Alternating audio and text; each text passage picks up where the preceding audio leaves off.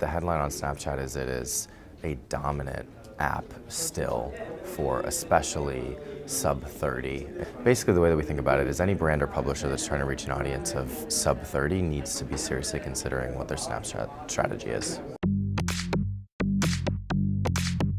Yeah, best practices for using Snapchat, the place that we always start is have a practitionership approach to it, meaning don't try to just read the headlines. Don't try to think that you know Snapchat just by listening to what I say or listening to anything you read in an email newsletter or at a conference. I think that's a good place to start, but to really understand whether or not any tool or any channel is relevant to you or your audience, you need to be using it first person. So you need to be playing around with it. And it's not, you don't need to become a Snapchat influencer or put your whole life on there, but you do need to spend 5, 10, 15 hours playing around with it to really understand what it means. So I think that's the first thing.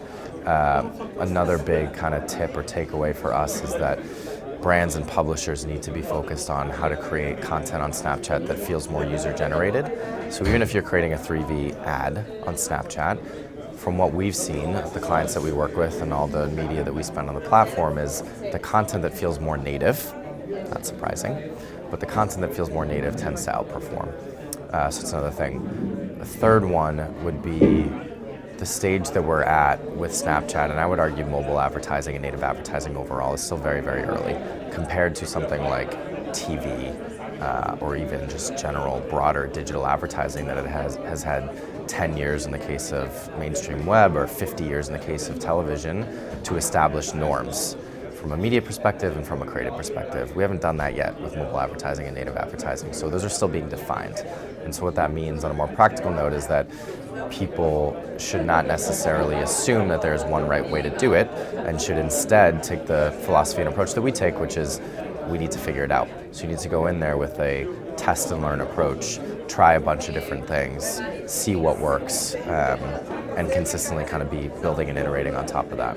There's less and less reason in 2017, 2018 for us to try to guess, even if we do have better creative intuition or even if we do think that we know what a brand should stand for better than anybody else. It's still a guess, it's a subjective call to guess what a piece of content or a piece of creative should be.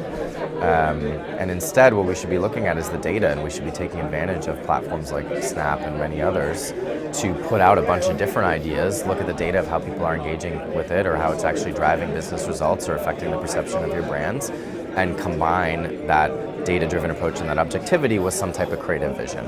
I think a way for brands and publishers to create more native content on Snapchat is building on what I said before. First of all, understanding how people are using Snapchat.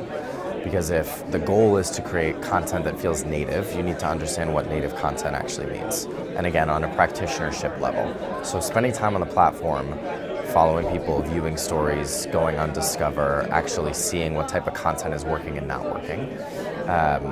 I think that's the first thing.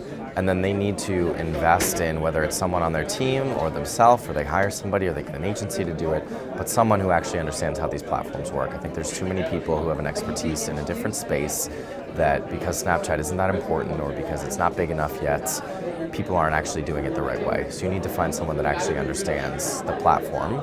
Because at the end of the day, it's all about the people that you have on your team.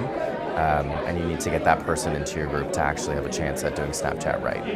I think the future of advertising on Snapchat is so massive and can go in so many different directions. We as an agency, and I would give this advice to any business, don't try to predict the future. Just try to react much more quickly to what happens in the present, because there's a lot of companies that don't move that quickly. There's a lot of opportunity to be had in just being a first mover on the present as opposed to the future.